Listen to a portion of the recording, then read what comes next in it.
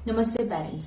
आज मैं आपके साथ एक ऐसी बात शेयर करने जा रही हूँ जो हर पेरेंट की लाइफ का एक हिस्सा है, स्पेशली अगर आपका बच्चा न्यूरो डाइवर्स है तो। एक सीन सोचिए जहां पे आपका बच्चा टीवी देख रहा है या फिर लेगो के साथ खेल रहा है या फिर किसी भी टॉय के साथ खेल रहा है।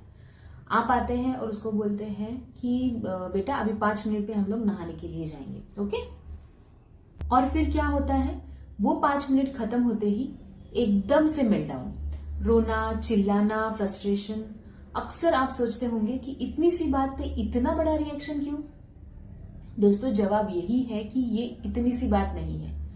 फॉर अ न्यूरोडाइवर्स ब्रेन, जैसे कि ऑटिज्म, एडीएचडी या फिर सेंसरी प्रोसेसिंग डिसऑर्डर वाले बच्चों के लिए ये ट्रांजिशंस यानी चेंज बहुत ही टफ होता है।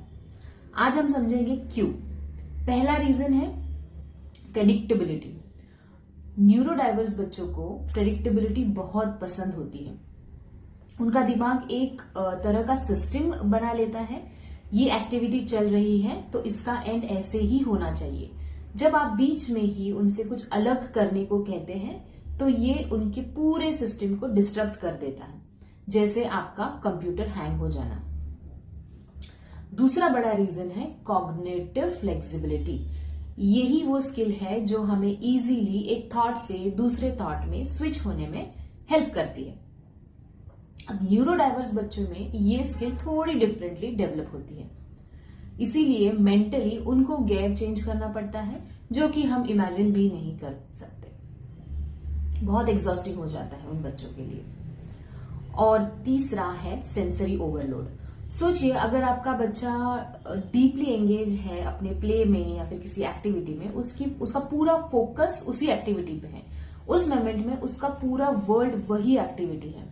अब आप उसे सडनली उस वर्ल्ड से निकलकर बाथरूम ले जाएंगे जहां अलग लाइट्स है, अलग स्मेल है, अलग टेम्परेचर है, तो यही सडन सेंसरी शिफ्ट भी उनको ओवरवेल्म कर सकता है। तो पेरेंट्स, ये स्टबर्ननेस या फिर जिद्दी बिहेवियर नहीं है, ये उनकी ब्रेन वायरिंग का फंडामेंटल डिफरेंस है। अब आप सोचेंगे कि तो क्या करें। चलो, मैं आपको अगले वीडियो में कुछ प्रैक्टिकल टिप्स और स्ट्रैटेजीज बताऊंगी, जैसे कि विजुअल स्केड्यूल है, टाइमर्स यूज कर सकते हैं, ट्रांजिशन वार्निंग्स है।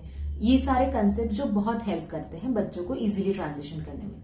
लेकिन आज के लिए बस इतना याद रखिए, जब आपका बच्चा ट्रांजिशन के टाइम स्ट्रगल करे तो समझिए कि वो नखरे नहीं कर रहा है या फिर कोई टैंट्रम नहीं दिखा रहा है, वो जेन्युइनली एक डिफिकल्ट फेज से गुजर रहा है और आपका पेशेंस और आपकी अंडरस्टैंडिंग ही उसकी सबसे बड़ी हेल्प होगी।